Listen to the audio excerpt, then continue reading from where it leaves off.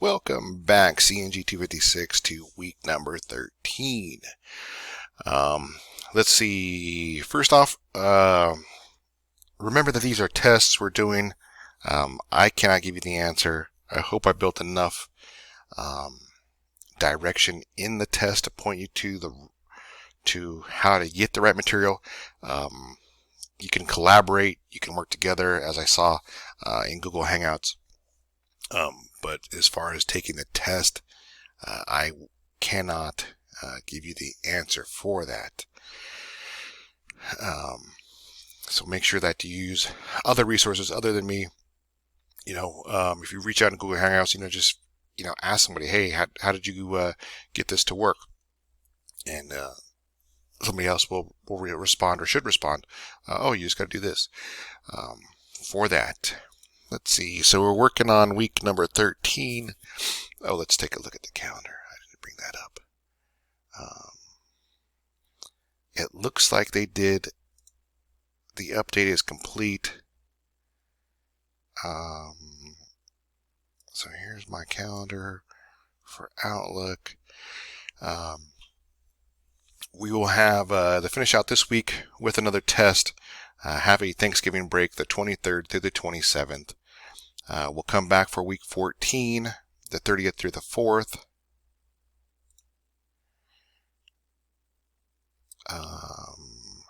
Have week 15, the 7th through the 11th. Our last day together is the 14th. The last day that I accept any work is the 15th. I turn grades in the 16th. And then on the 17th, you guys should see your grades populate in eWolf at that time. And that's where your transcripts grades will be in eWolf, not in D2L. Make sure to be aware of that at that point. A lot of students, I shouldn't say a lot of students, some students every now and again look in D2L for their final grade. I don't usually your transcript grade will go into eWolf, not into D2L. So this week we have a little bit of reading, advanced reporting, but the hot topic for this week, of course, is the test, the Nessus test. So last week we did Metasploit and Nmap. There's not really tools that are better than those two put together, or those two used one at a time. They're very powerful tools that can get you what you want for what their purpose is. And I think Nmap, although we use it for just a little bit, you definitely use it in a lot more complex environment to test. And I'm trying to think of an example right off the top of my head.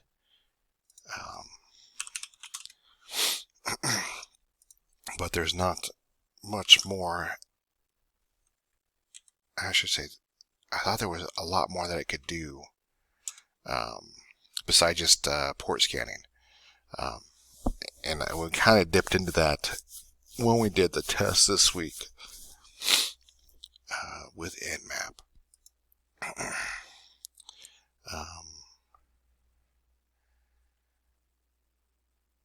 Digging deeper with NSE scripts.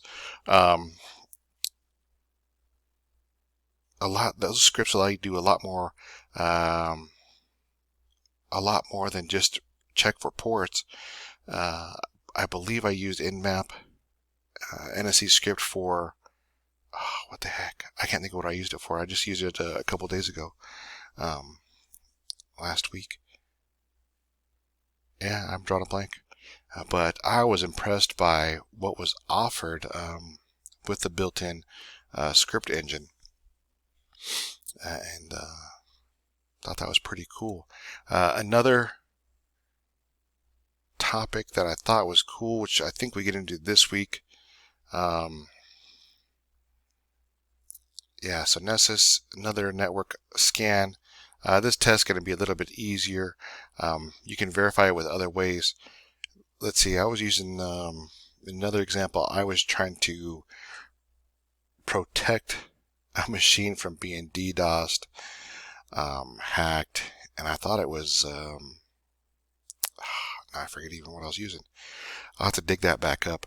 But I was just verifying that I had the machine set up correctly, and I was testing against it to make sure that, it couldn't be DDoSed. It wasn't doing a ping flood or a SYN flood.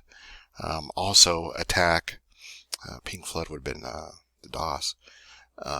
But just verifying that I had the correct setup of the machine, basic network protocols. And that's what you do with that. I'll get you the name of that one. There's like a couple of different versions. I was using version 3, the newest setup for that one. And I'll get that out to you. Nessus, pretty cool. Another cool device. I can't tell you, there's so much information and things you can do. And it's basically like hackertarget.com, where you get different scanners.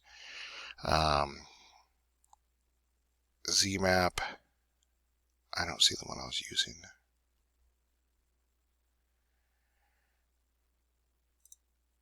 But you can just kind of cruise through anything and look for specific stuff.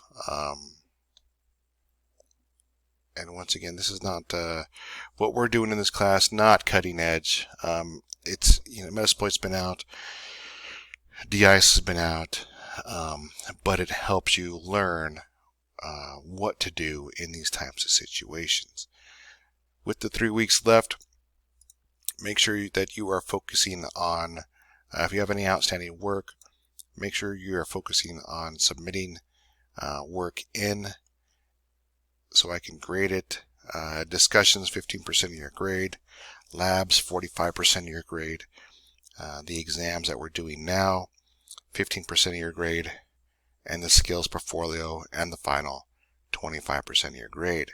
Now remember, the skills portfolio and final, that is just doing a mild write-up and a presentation of what we did, or I wouldn't say what we did in the whole class. Pick an example of what we did and expand upon it. Give me five slides. Include like a write-up on a single page. Say, hey, look, I had this problem, and focus on basically like an interview questions. If you had a problem, how did you overcome it? If you worked in a group, how did you come to a resolution that met everyone's needs? Because I know I don't think in this class, I think we have a few Mac users.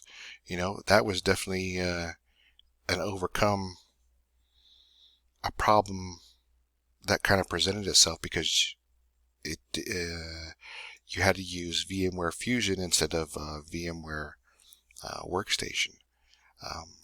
So just kind of start thinking of your skills portfolio. We'll work on that after week 14. You'll have, I believe, week 15 to do that. And remember, that's a big chunk of your grade. Yeah. So week 14 will be our last test.